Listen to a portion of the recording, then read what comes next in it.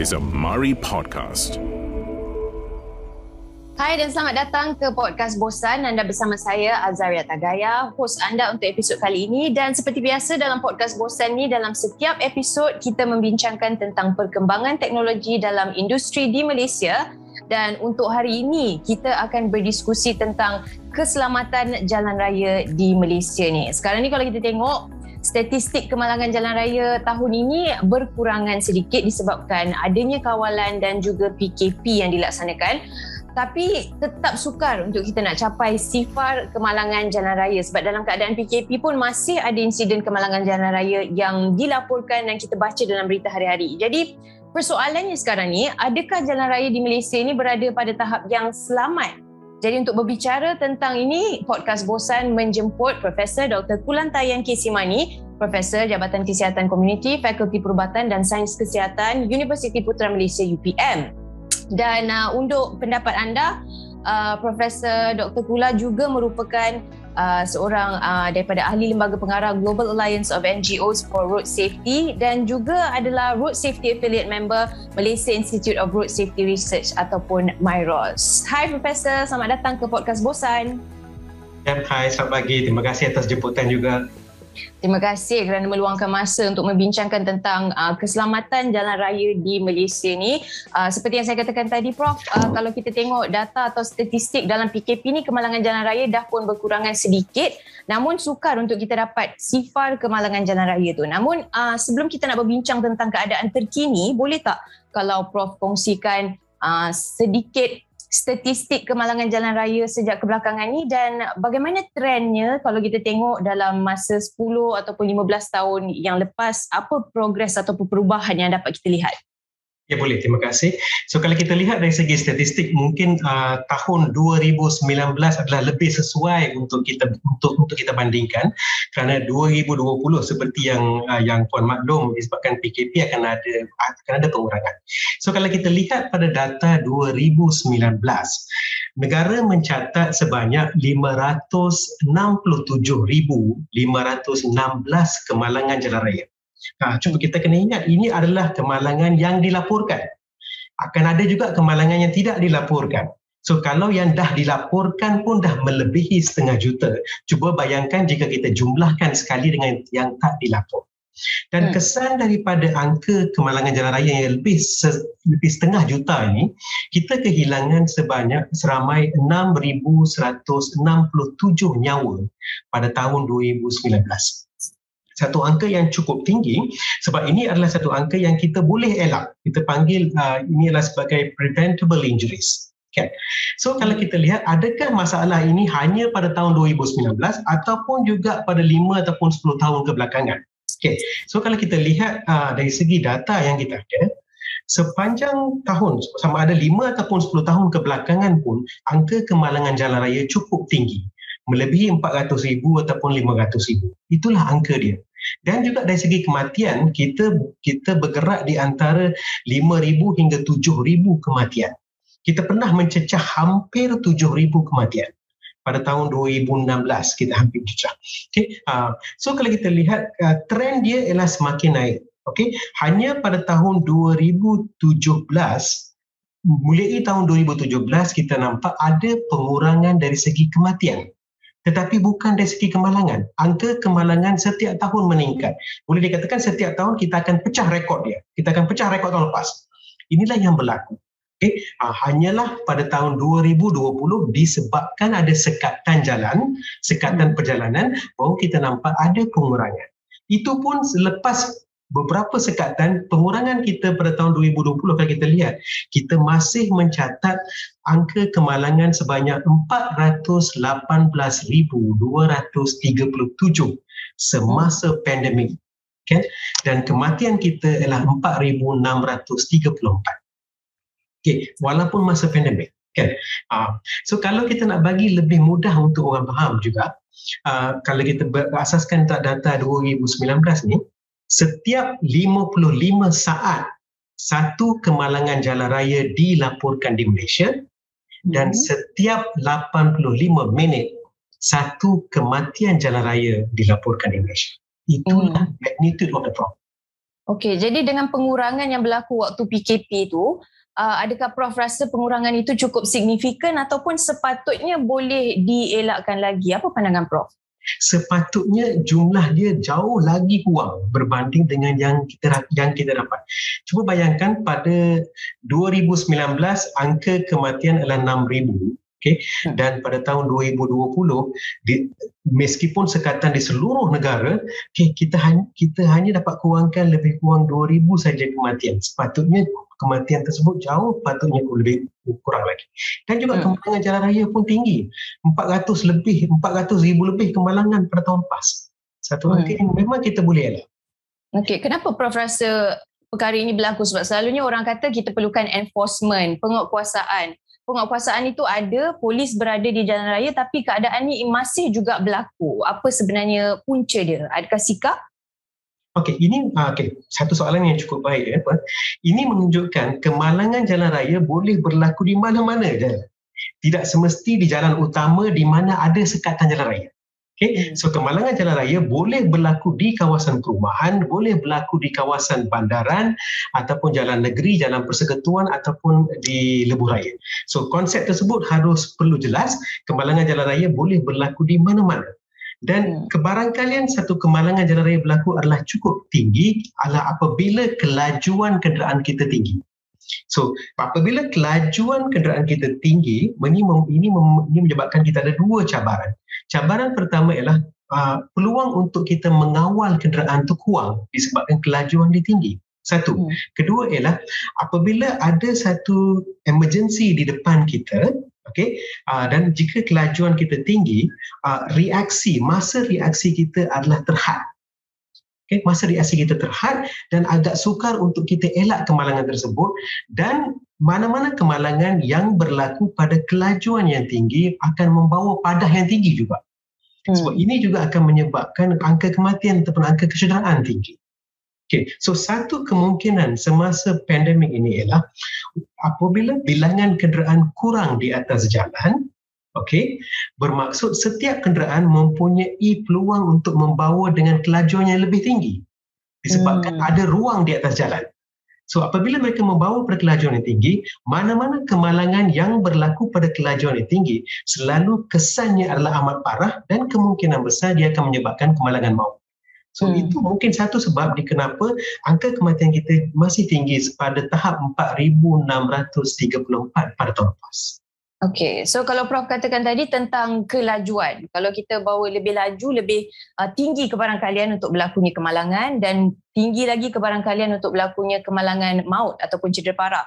Tapi kalau kita tengok Prof, contohnya minggu lepas berlaku satu insiden dekat Jalan Ipoh yang mana seorang pemandu lori ni dia rempuh 5 kenderaan yang lain. Tapi sebagai pengguna jalan raya, apa kita boleh lakukan untuk elakkan situasi macam tu? Sebab kalau kita tengok pengguna jalan raya yang lain dalam insiden tu, dia dah berada dalam keadaan yang dah cukup berjaga-jaga. Kereta waktu tu tengah parking kat traffic light, tengah tunggu traffic light, mereka tak melakukan apa-apa kesalahan, mereka tidak membawa laju.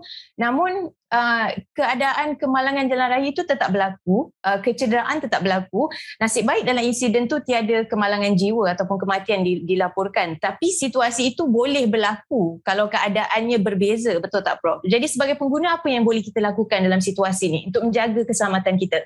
Memang sebab kita perlu terima hakikat jalan yang kita guna itu kita berkongsi bersama dengan pengguna jalan raya yang lain.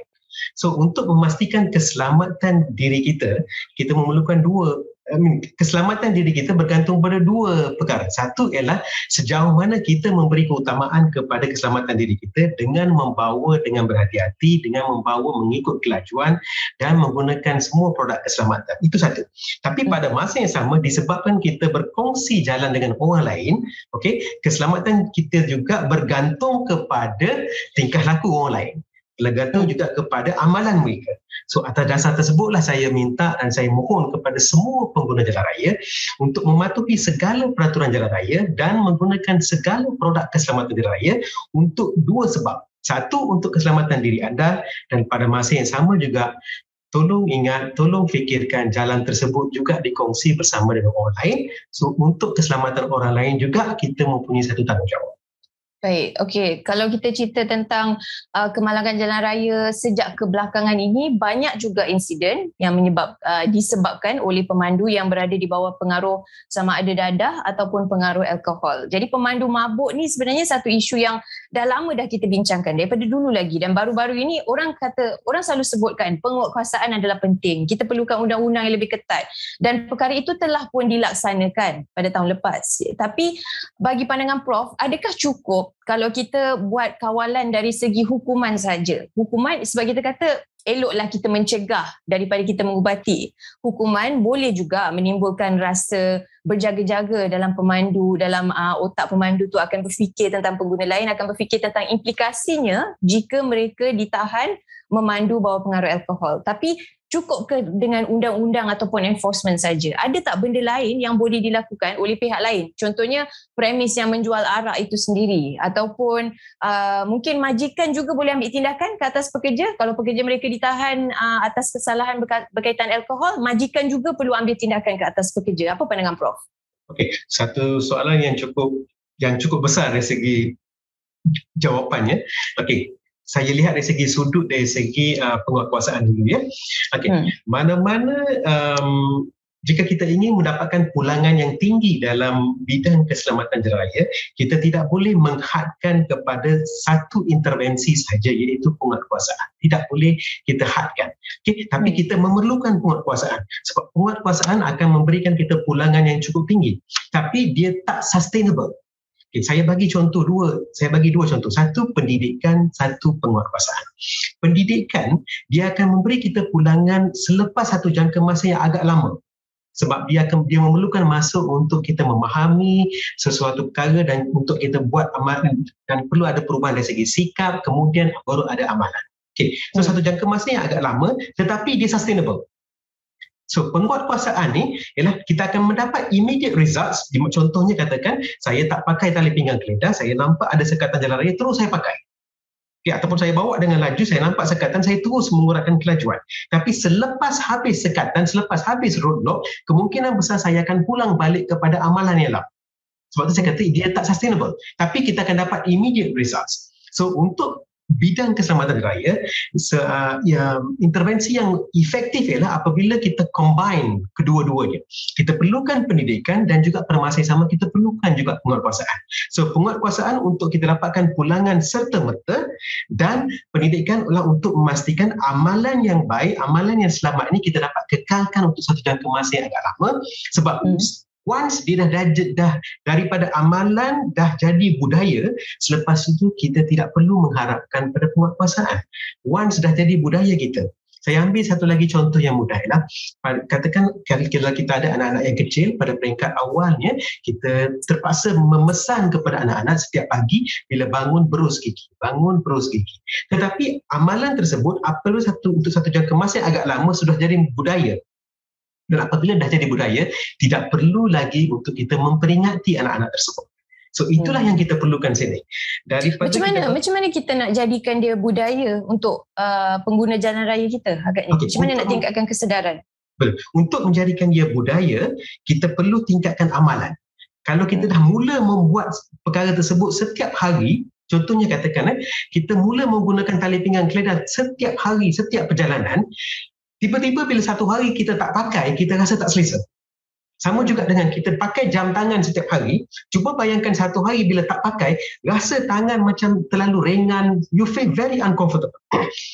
Sama juga dengan setiap hari bawa telefon, bawa handphone keluar, satu hari tak ada handphone kat tangan, ataupun satu hari tak ada line kat handphone, we feel completely uncomfortable. So, kalau dah jadi, so perlu kita tingkatkan amalan. Just keep on practicing it every day. Dah jadi amalan every day, secara relatifnya dia akan berubah menjadi budaya. So, itu yang kita perlu terapkan. So, kaedah yang paling mudah ialah untuk anak-anak yang kecil yang belum lagi membentuk mana-mana amalan yang tidak selamat, inilah satu ruang yang cukup baik untuk kita terapkan amalan yang selamat. Sebab kalau orang dewasa yang dah pun biasa dengan amalan yang tak selamat, agak sukar untuk kita ubah daripada amalan tak selamat jadi selamat dan nak jadi budaya. Bukan kata tak boleh, tapi agak sukar. So, saya prefer dari segi investment, dari segi pelaburan, kita terapkan kepada kanak-kanak yang kecil yang belum lagi membentuk sebarang amalan ataupun budaya.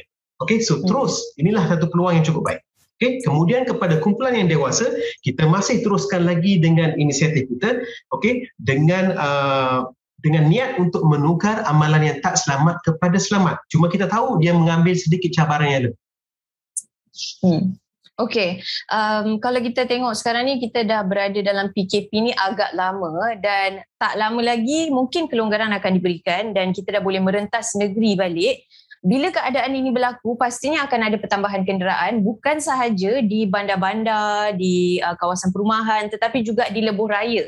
Iaitu lebuh raya yang selama ni kita berikan perhatian yang lebih. Contohnya pemandu kalau dekat kawasan perumahan mungkin dia tak pakai tali keledak. Tapi kalau dia memandu di lebuh raya, dia akan memandu lebih laju dan dia akan pakai tali keledak, ambil langkah keselamatan yang sepatutnya. Jadi dengan keadaan yang kita bakal hadapi ini, Prof, pertambahan kenderaan, orang akan mula merentas negeri menggunakan lebuh raya. Macam mana kita nak lihat keadaan yang lebih kurang nak mempersediakan diri kita dengan keadaan jalan raya akan bertambah sesak, akan bertambah mungkin lebih sukar dari segi keselamatannya. Apa pandangan Prof? Okey, ya, seperti yang Puan beritahu, memang apabila kita benarkan pergerakan merentas negeri, okey, akan ada pergerakan yang banyak, okey, berlaku dan kita jangka akan ada peningkatan dari segi angka kemalangan jalan raya dan kemungkinan besar akan ada peningkatan dari segi angka kematian jalan raya. Okay. Tapi apa yang kita boleh buat sebagai pengguna jalan raya untuk memastikan keselamatan diri kita sentiasa terjamin dan pada masa yang sama orang lain yang berkongsi jalan juga selamat. Okay. Yang pertama ialah yang kita minta di mana ada ruang dan peluang untuk kita berpindah kepada pengangkutan awam, silalah bergerak kepada pengangkutan awam. Kerana pengangkutan awam jauh lebih selamat daripada mana-mana pengangkutan persendirian.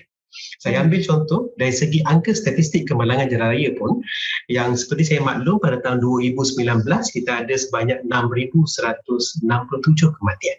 Kalau kita lihat pengguna jalan raya mana yang paling tinggi terlibat dalam angka kematian ini ialah pengguna motosikal lebih kurang 60%, diikuti dengan pemandu dan penumpang kereta lebih kurang dalam angka mencecah 20% dan pejalan kaki lebih kurang 8%.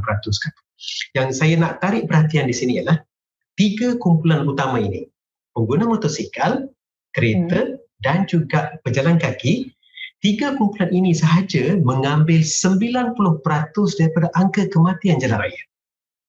Manakala baki 10% dikongsi bersama oleh pengguna basikal, pengguna bas, lori, van.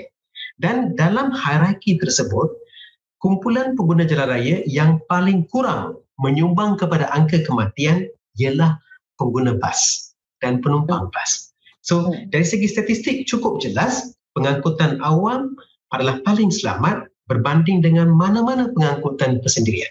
So, yang saya minta itu yang pertama. Pindahlah kepada pengangkutan awam, satu.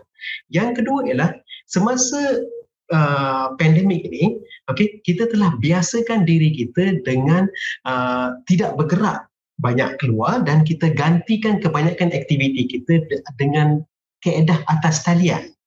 Okay, atas talian ataupun work from home ataupun kadang-kadang kita kurang pergi beli makan kat luar, kita masak di rumah sendiri. So pergerakan kita dah mula kurang. So ini semua telah menyumbang kepada keselamatan diri kita di atas jalan raya sebab kita berada di rumah lebih. So kalau amalan ataupun norma baru tersebut yang telah pun kita didedahkan pada tahun lepas, kalau kita boleh juga panjangkan juga pada tahun ini dan juga pada masa-masa hadapan, mana-mana aktiviti yang perlu pergerakan baru kita keluar dan mana-mana aktiviti yang kita boleh ganti dengan atas talian, kita buatlah atas talian supaya keselamatan kita terjamin. Yang ketiga yang saya minta, jika kita masih juga perlu menggunakan pengangkutan persendirian, okay? Masih juga perlu menggunakan pengangkutan persendirian, kita perlu tahu di antara 2 pengangkutan persendirian ini iaitu motosikal dengan kereta. Okay, motosikal jauh lebih berisiko berbanding dengan kereta. So bagi semua pengguna jalan raya di luar, jika anda menggunakan motosikal, anda perlu terima hakikat bahawa kenderaan anda merupakan kenderaan yang jauh tinggi risikonya. Risikonya adalah 17 kali lebih tinggi risiko berbanding dengan kereta. So persoalan dia, kenapa motosikal lebih berisiko? Yang pertama ialah sebab dia berasaskan 2 roda. Okey, kereta berasaskan 4 roda. So apabila mana-mana kenderaan yang berasaskan 2 roda, stabilitinya kurang. So bila stabilitinya kurang, mudah terdedah kepada kemalangan. Itu satu. Yang kedua ialah kita bayangkan ialah kenderaan ini apabila kita menggunakan motosikal, kita tidak ada sebarang lapisan untuk memberi kita perlindungan, sebab itu adalah satu kenderaan yang terdedah, open, exposed, berbanding dengan jika kita duduk dalam kereta. Apabila kita duduk dalam kereta, kita ada satu lapisan badan kereta untuk memberi kita perlindungan. So jika ada kemalangan berlaku, kemalangan tersebut adalah pertama kepada badan kereta, kemudian baru dia akan sampai kepada badan penumpang dalam. Okay? Tapi bagi motosikal ataupun basikal ataupun pejalan kaki, 3 kumpulan pengguna jalan raya ini mempunyai risiko yang tinggi, satu keadaan terdedah. So jika berlaku kemalangan terus kepada badan mereka, impaknya kepada badan mereka. Dan faktor yang ketiga yang menyebabkan motosikal ni jauh berisiko ialah, cuba bayangkan saiz motosikal. Saiz motosikal ini, kalau saya parking satu kereta, adalah lebih kurang sama dengan saya parking 3 motosikal dalam ruang yang sama. Okay? So ini membawa maksud saiz motosikal adalah hanya 1/3 daripada saiz kereta. So peluang untuk saya lihat motosikal yang datang daripada hadapan adalah hanya 1/3 daripada peluang saya dapat lihat sebuah kereta. Okay? So bila peluang untuk melihatnya kurang dan apabila kenderaan tersebut bergerak dengan laju, so agak sukar untuk saya tahu ada motosikal, dan apabila saya tahu dah ada motosikal, disebabkan kelajuan motosikal tersebut tinggi, peluang untuk saya mengambil tindakan untuk elak kemalangan tersebut adalah kurang. So inilah yang menyebabkan motosikal mempunyai risiko yang tinggi. Bukan saja di Malaysia, mana-mana negara di dunia yang mempunyai populasi kenderaan motosikal yang tinggi, negara tersebut semua akan mempunyai angka kemalangan dan angka kematian jalan raya yang cukup tinggi. So ini adalah data dia. So bagi semua pengguna jalan raya di luar, pertama, jika ada peluang nak guna pengangkutan awam, silalah bergerak pada pengangkutan awam. Itu yang pertama. Jika masih perlu menggunakan pengangkutan persendirian, saya mohon silalah bergerak kepada kereta, sebab kereta tersebut lebih selamat dengan motosikal. Okay. Tapi jika anda masih menggunakan motosikal dan anda tahu motosikal tersebut mempunyai risiko yang lebih tinggi berbanding dengan mana-mana kenderaan lain, maka kita perlu mengambil inisiatif sendiri untuk mengurangkan risiko tersebut. Dan ada pelbagai kaedah untuk kita mengurangkan risiko tersebut. So itulah yang saya ingin ikut. Okey, bagaimana antara kaedah yang Prof boleh cadangkan diguna pakai oleh pengguna motosikal di Malaysia? Okey, yang pertama yang saya minta ialah bukan saja kepada motosikal, kepada semua jenis kenderaan, sila kurangkan kelajuan kenderaan anda. Okey, apabila kita dapat kurangkan kelajuan, kita dapat elak kemalangan, dan jika berlaku juga kemalangan, kita dapat kurangkan tahap kecederaan. Saya bayangkan sedikit dari segi apakah impak dari segi kelajuan. Okay. Katakanlah saya bawa pada kelajuan lebih kurang 90 km per jam. Okay. Dan berlaku kemalangan. Okay. So kesan daripada kemalangan jalan raya pada 90 km per jam ini adalah lebih kurang sama dengan jatuh daripada tingkat 10. So cuba bayangkan, jika kita jatuh daripada tingkat 10, apakah kebarangkaian untuk kita selamat? Itulah impak dia, sama dengan jika kemalangan berlaku pada kelajuan 90 km per jam.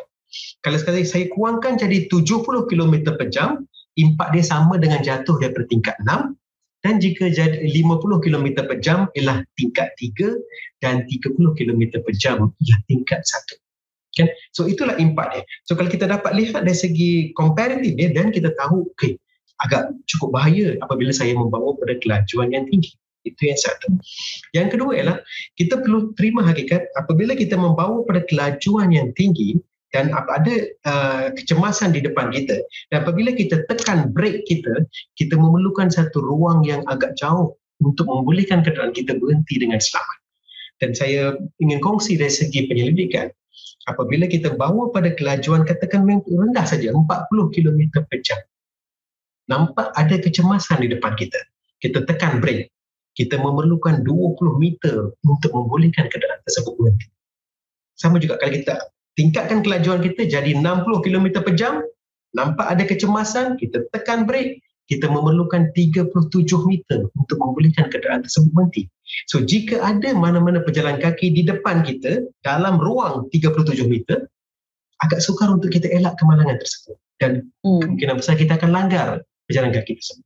So atas dasar tersebutlah saya mohon, kurangkanlah kelajuan, patuhilah had limit yang telah pun ditetapkan. Okey, satu. Dan yang kedua, pastikan kenderaan anda dan kenderaan di depan anda mempunyai satu jarak yang jauh supaya dalam mana-mana kecemasan apabila kita tekan brek, kita masih ada ruang di depan ruang kosong di depan kita untuk kita elak kemalangan tersebut.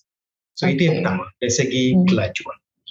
Bagi pengguna motosikal, yang kedua yang saya minta ialah apabila kita tahu disebabkan saiz motosikal itu kecil, kebolehlihattan kita kurang berbanding dengan mana-mana kenderaan lain, maka kita perlu tingkatkan kebolehlihattan tersebut.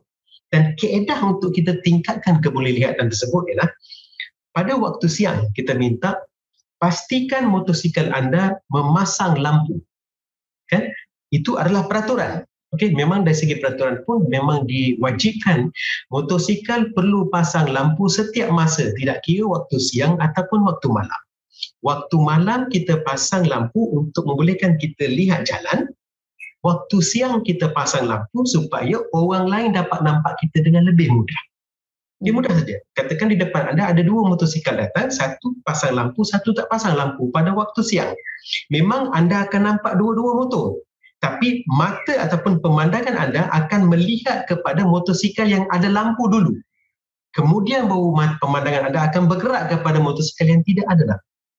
Okay. So disebabkan pergerakan motosikal tersebut laju, maka ada satu keperluan untuk mereka dilihat dengan lebih awal berbanding dengan dilihat pada lewat. So atas dasar tersebutlah kita minta pasang lampu pada setiap masa itu. Dan pada waktu malam yang kita minta disebabkan keadaan persekitaran gelap, okey, kalau boleh pakailah pakaian yang cerah supaya kenderaan lain dapat nampak di depan kita ada motosikal. So katakan kalau anda pakai pakaian cerah, saya bawa kereta daripada belakang, saya nampak depan tu ada motosikal. Okey, so saya akan kurangkan kelajuan saya dan dapat elak kemalangan. So yang kita bimbang ialah persekitaran gelap, pakaian kita pun gelap, maka agak sukar untuk nampak. Dan saya jika saya bawa kereta, kalau ada depan saya motosikal yang pakaian gelap, saya hanya akan dapat tahu depan saya ada motosikal apabila kereta saya dah hampir rapat dengan motosikal dan sumber lampu saya dah mula merangkumi kawasan beliau. Baru saya dapat tahu, ada motosikal di depan saya. Tapi pada masa tersebut, mungkin masa dan ruang tidak menyebelahi saya. Saya tidak dapat membuat sesuatu keputusan untuk elak kemalangan tersebut. Okay. So saya minta semua pengguna motosikal pada waktu malam gunakanlah pakaian cerah. Tapi jika boleh, yang lebih baik ialah gunalah jaket pemantul cahaya. Sebab apabila anda menggunakan jaket pemantul cahaya dan ada sumber lampu daripada kenderaan di belakang, okey, jaket pemantul cahaya tersebut anda pada satu jarak yang cukup jauh pun dapat memantul. Okey, dapat memantul. Kadang-kadang pada jarak 100 meter pun jaket tersebut mempunyai kemampuan untuk memantul cahaya. Dan cuba bayangkan kalau 100 meter depan saya pun saya dah tahu ada motosikal depan saya. So sudah pasti peluang untuk kemalangan berlaku itu kurang. Okay? Nah, ini semua untuk kita elak kemalangan. Okay? So bagi pengguna motosikal, perkara yang satu lagi yang paling penting ialah jika berlaku kemalangan, bagaimana kita nak kurangkan kecederaan. Okay. So satu-satunya produk keselamatan yang kita ada untuk setiap pengguna motosikal ialah topi keledar. Okay, topi keledar keselamatan. So kita kena terima hakikat topi keledar keselamatan motosikal dapat mengurangkan kecederaan kepala dari lebih kurang 57% hingga 87%. Okay. Kalau saya compare balik dengan data yang saya maklum sebelum ni puan, 2019 kita kehilangan 6,167 nyawa. 60% adalah daripada pengguna motosikal. Bermaksud 4,000 nyawa pengguna motosikal kita hilang. Dan kalau kita zoom kepada kumpulan motosikal ini dan kita lihat anggota kecederaan badan mana yang menyumbang kepada kematian tersebut, ialah yang paling tinggi ialah kecederaan kepala yang saya maksudkan tadi 57%. Kumpulan yang kedua ialah kita panggil multiple injuries. Multiple injuries ini kemungkinan kepala dengan kaki ataupun kaki dengan tangan kan, dia ada combine lebih daripada satu anggota badan. Dan kategori tersebut lebih kurang 30%. So atas dasar tersebutlah saya maklumkan, kalau kita nak selamatkan seorang pengguna motosikal, kita perlu pastikan kita dapat selamatkan kepala dia. Okay? Sebab kepala dia lah yang menyebabkan peluang untuk dia untuk menyebabkan kematian, iaitu kecederaan 57 hingga 87%. Dan untuk selamatkan kepala dia, produk keselamatan yang kita ada ialah topik lidah. Okay? Topik lidah dapat selamatkan. Cuma cabaran yang kita ada ialah, walaupun kita dah ada perundangan yang mewajibkan penggunaan topik lidah lebih daripada 50 tahun, cabaran yang kita ada ialah ramai yang menggunakan topik lidah. Okey? Tetapi adakah mereka menggunakannya dengan betul? Itu persoalannya sekarang. Okey?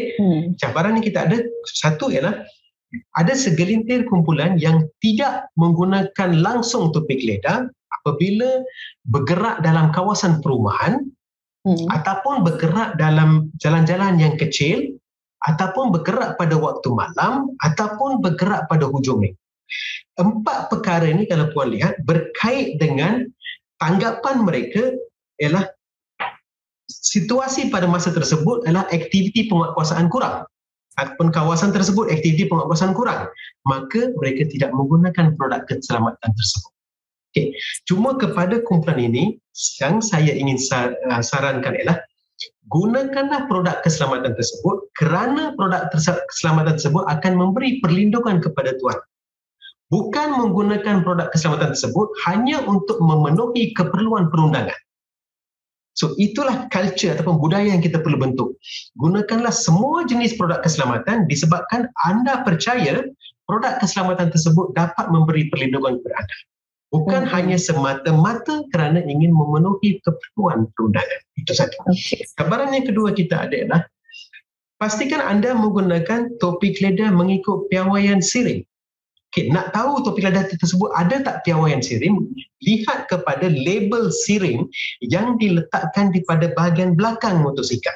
Pada belakang topik lidah.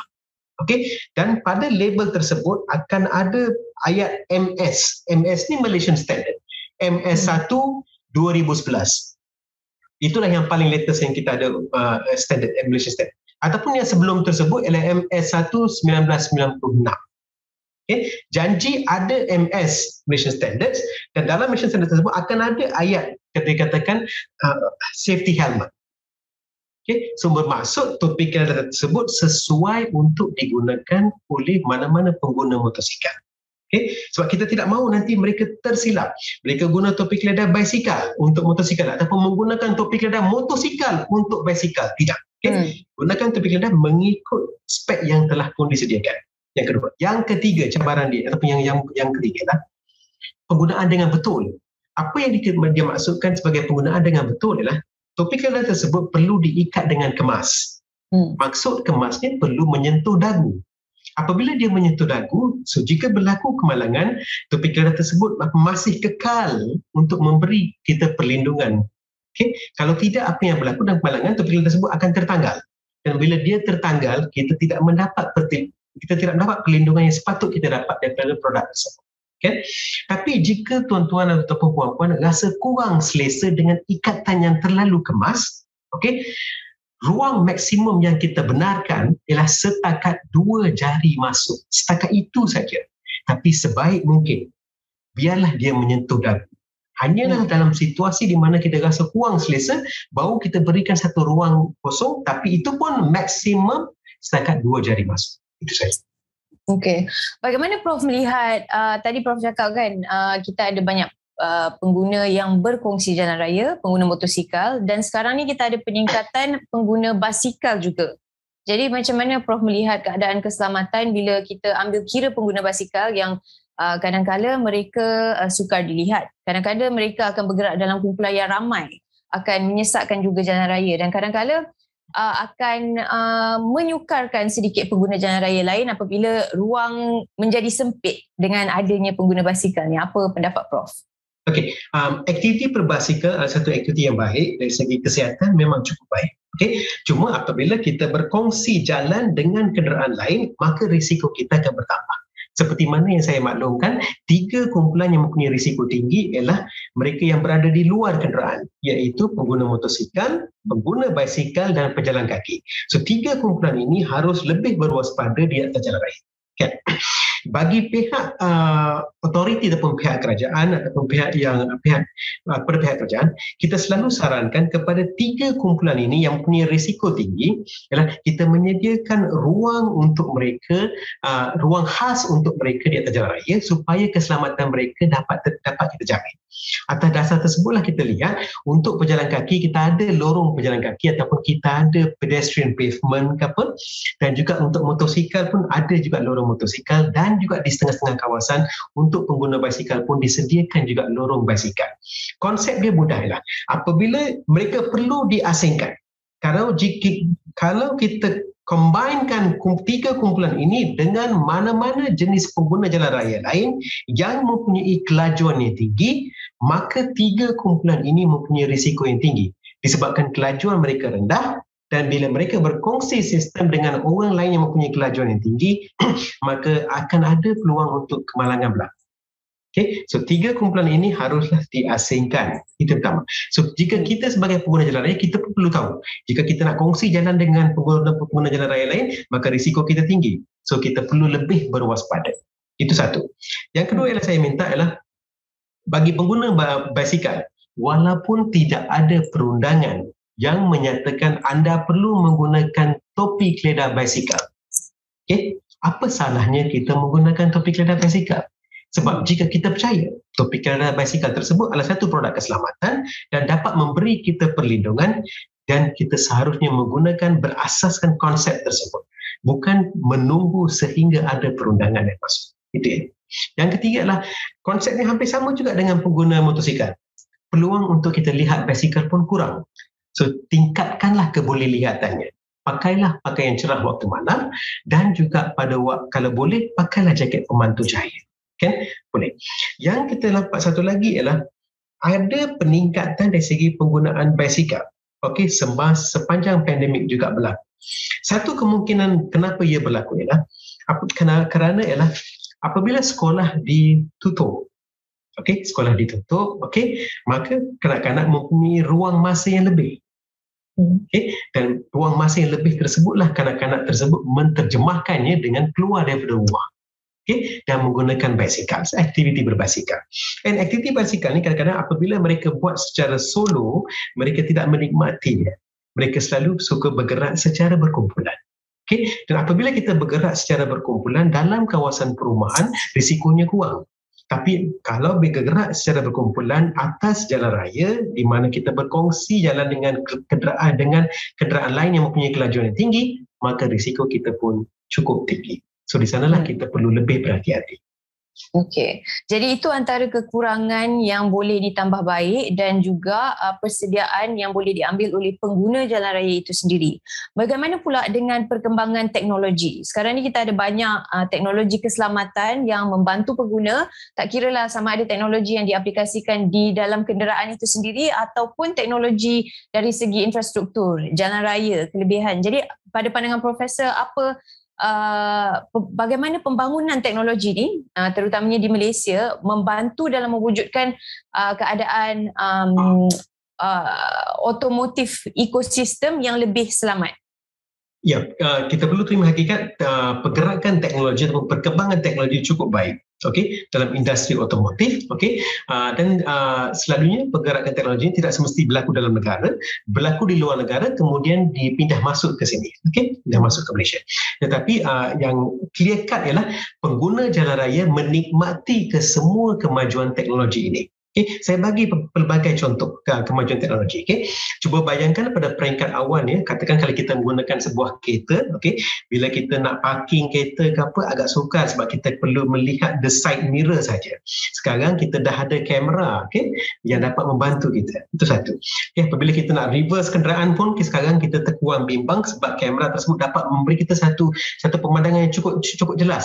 Apa yang ada kat belakang kita? Kadang-kadang kita bimbang sebelum ini. Kita pernah dengar cerita di mana dalam garaj rumah sendiri pun bila kita reverse kereta, kadang-kadang kita terlanggar dengan anak di belakang. Sebab ketinggian anak tersebut adalah rendah, so daripada mirror kita tak nampak. Okay. Tapi dengan ada kamera sekarang kita dapat nampak belakang siapa ada. Okay. So inilah satu-satunya kemajuan yang cukup membantu kita. Okay. Dan juga dari segi the sound detector. Okay. Kan bila kita reverse kereta ada sound detector, dulu tak ada. Okay. Dulu lepas langgar baru tahu dah langgar ni bunyi dia kan. So inilah kemajuan-kemajuan yang banyak bantu. Juga example yang katakan ialah apabila kita nak menggunakan tali pinggang keledar, tak pakai tali pinggang keledar dah ada siren dia berbunyi. Okay, sebagai reminder kepada kita.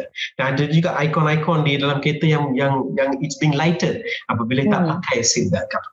So banyak kemajuan. Kita segi kemajuan teknologi saya nampak satu kemajuan yang cukup baik dan ia bergerak pada satu kelajuan yang cukup baik. Okay. Cuma yang saya minta semua pengguna jalan raya, supaya kita menggunakan sepenuhnya kelebihan teknologi ini. Itu yang pertama, satu. Kedua ialah apabila kita ingin membeli kenderaan, ingin membeli kenderaan, berikanlah juga perhatian kepada aspek keselamatan dalam kenderaan tersebut. Lihatlah juga apakah teknologi keselamatan yang ada pada kenderaan tersebut. Contoh kata kita ada 4 ke 5 pilihan kenderaan yang kita ingin beli. Okay? Of course, banyak kriteria yang kita letak pada diri kita sebelum kita membuat pilihan terakhir.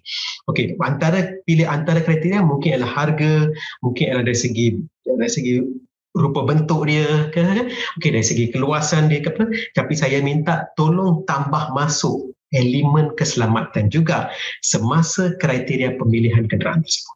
Okay? Dan lihat apakah teknologi keselamatan yang terbaru yang ada pada kenderaan ini. Okay? Cuba lihat berapa banyak airbag yang ada pada kenderaan ini berbanding dengan kenderaan lain. Sebab kita kena ingat apabila kita menggunakan sebuah kereta untuk keluarga, okay, kita bergerak bersama ahli keluarga, okay, keselamatan ahli keluarga kita juga perlu terjamin. So bilangan airbag yang ada dalam kenderaan tersebut akan menentukan juga aspek keselamatan setiap penumpang dalam kenderaan tersebut. Baik. Baik, Prof juga adalah salah seorang ahli lembaga pengarah dalam Global Alliance of NGOs for Road Safety. Boleh tak Prof kongsikan sedikit sebenarnya apa peranan badan ini dalam aspek keselamatan jalan raya?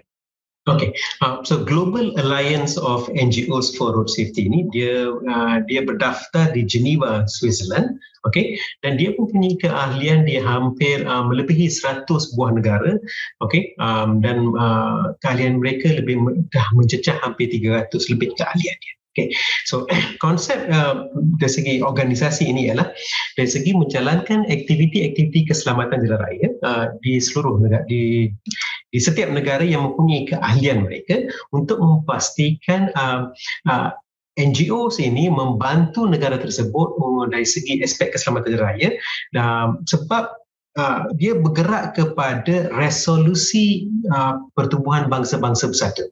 Bangsa-bangsa bersatu mempunyai satu resolusi di mana sampai tahun 2030,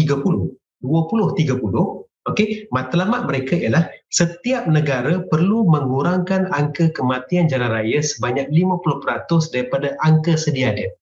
Okay. So sebagai contoh, katakan di Malaysia sekarang angka dia 6167.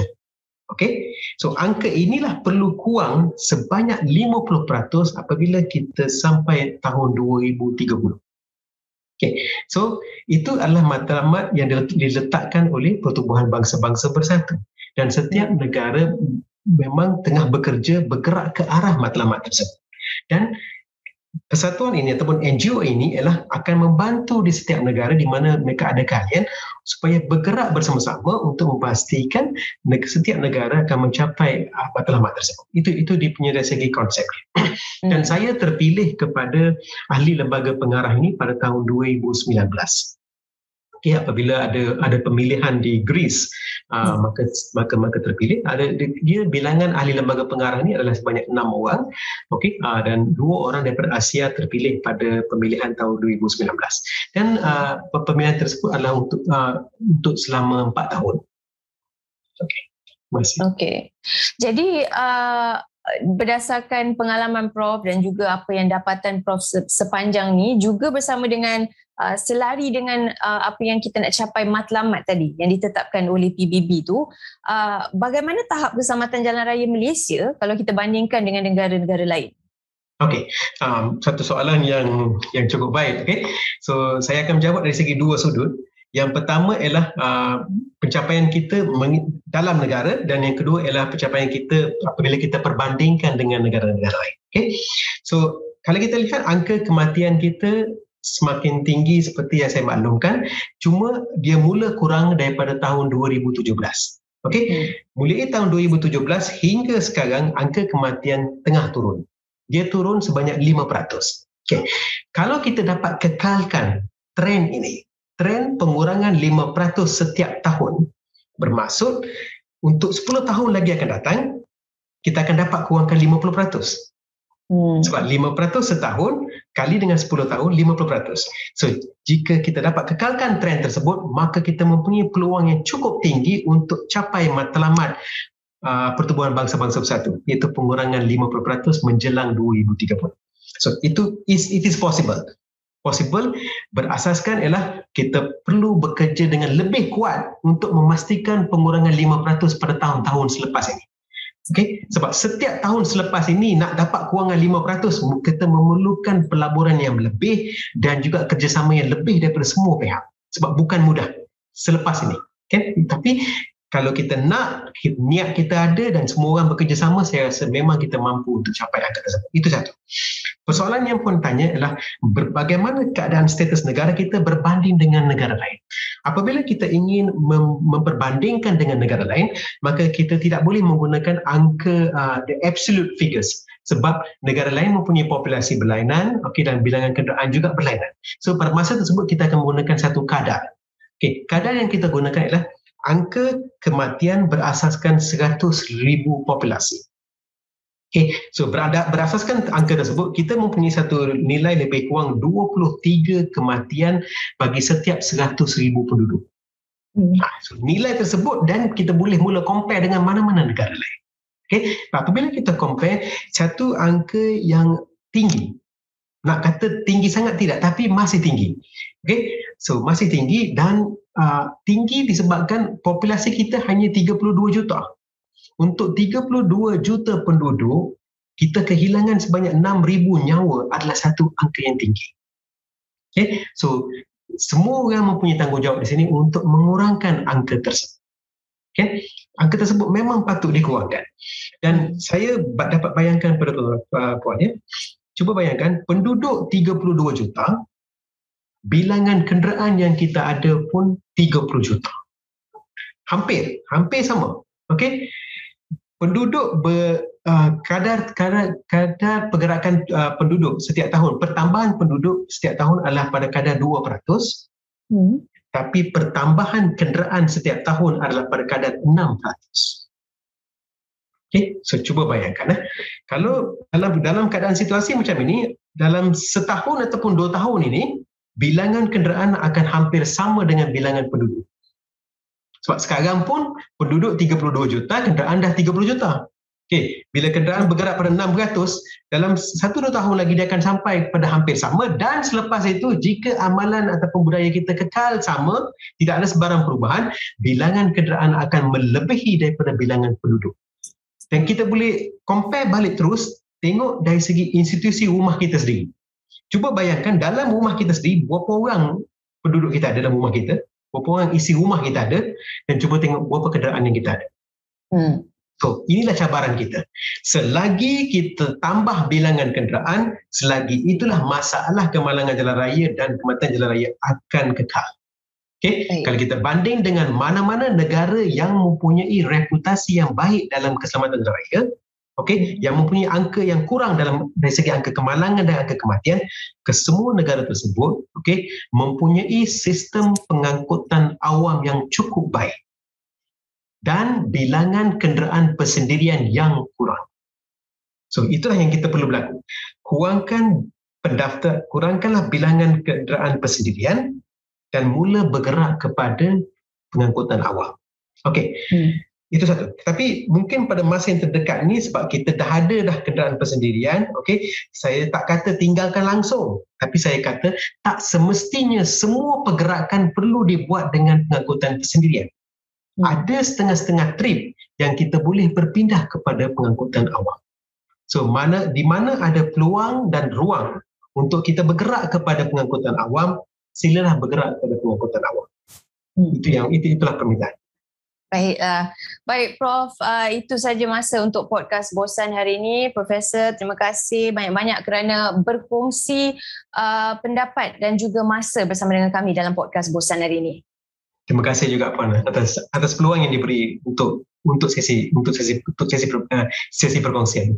Terima kasih. Baiklah, itu dia tadi Profesor Dr. Kulantayan K.C. Mani, Profesor Jabatan Kesihatan Komuniti, Fakulti Perubatan dan Sains Kesihatan daripada UPM.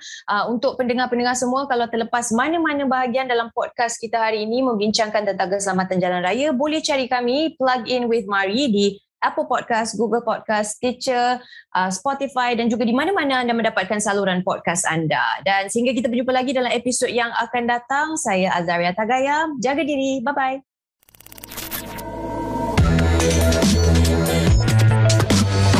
This is a Mari podcast.